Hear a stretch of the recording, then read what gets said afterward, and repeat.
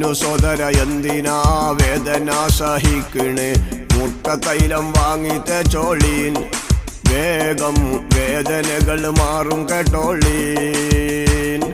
പൊന്നു സോദര എന്തിനാ വേദന സഹിക്കണേ മുട്ട തൈലം വാങ്ങി തേച്ചോളീൻ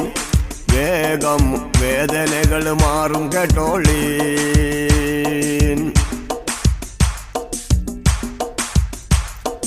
കാലുമുട്ട് വേദന സഹിക്കും നമ്മൾ യാതന